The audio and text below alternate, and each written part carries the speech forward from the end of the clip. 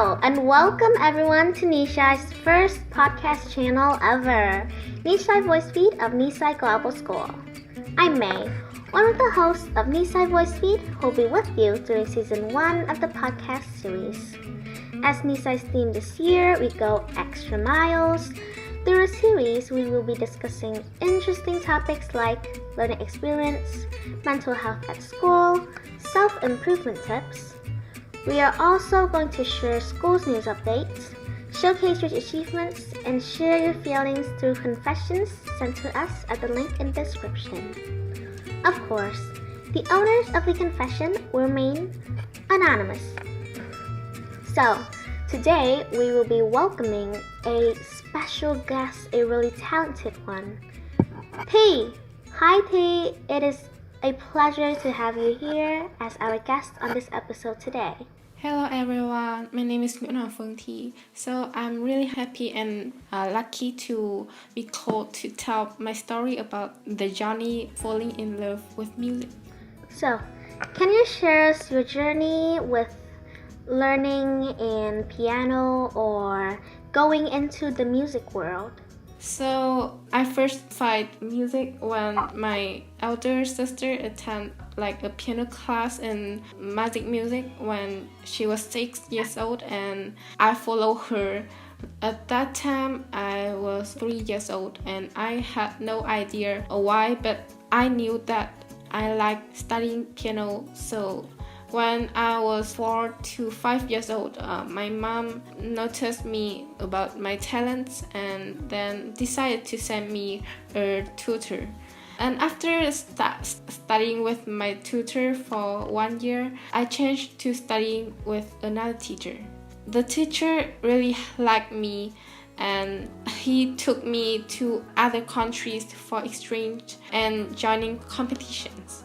I enjoyed studying with him a lot, about 4 hours, and it passed just 30 minutes. His name is Phuong Thy and he's the Deputy Minister of Culture and Tourism.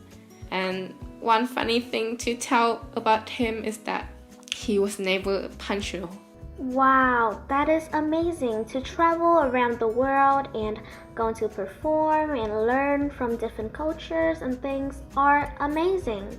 So, why did you choose to play the piano while your sister played with the violin and things? Why did you choose to just play the piano? So I chose to play piano because first, I think I am an emotional person, not a logical person.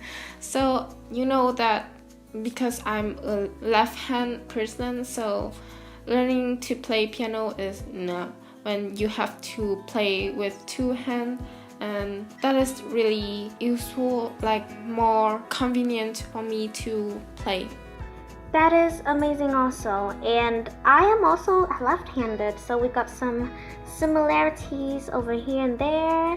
I do everything with my left hand and I just write with my right hand. And I also play guitar for about 5 years with my tutor, the same tutor, and I just play it for fun, and yeah, that's all I got. So, what did you get from learning the piano besides going through different countries and to, perform? So I have an opportunities to perform and the opportunities to know and connect with many international friends, and I understand more about the culture of that countries and about my peers who are also learning about music like me. And I felt I can get to know about many good teachers, and I think I have patience when studying piano because I need to spend about 2 hours a day to practicing. Wow. So that is a really long time, a long period of time for playing an instrument. So I'm really curious about who motivated you to play these, to learn piano. So because sometimes it is really difficult for me to play, I'm a laziness person, and sometimes my teacher swipe because I can't play a piece of music, and sometimes I'm not in a mood and can't feel the harmony, or I'm not interested in the work. So luckily I have my mom who encouraged me so much, and studying for many years I found myself in piano music, and sometimes when I sad or happy, I always find piano to express my feelings. That is amazing, and I need to make a statement and repeat this again. That is, our parents are amazing. They're always motivated us and direct us into the right path and motivate us and make us happy and grow every day. Our parents are amazing. I need to admit that. So, how could you balance between studying and learning piano? Because learning piano, you need time, right? One to 3 hours a day. So how could you balance between them? I study advanced school from 8 a.m. to 4 p.m. and after that from 5 p.m. to 8 p.m. I study Nisai. After that it's the dinner, and from 10 p.m. to about 0 I study piano. Yeah. That is so amazing, Tay. So, oh my god, you have a really busy schedule as I could see, and you also have time to learn piano and also learn at Nisai and Vin school, and you still have really good grades and things in your school that you are learning in. So, did you have any memorable moments that you would like to share, like difficulties, achievements, etc., etc.? So I'll talk about my achievement. So first time I have a special prize when I go to Italy when I was 7 years old. And next, I first go to Korea, like other countries. The first time I entered a competition when I was 5 years old in Korea.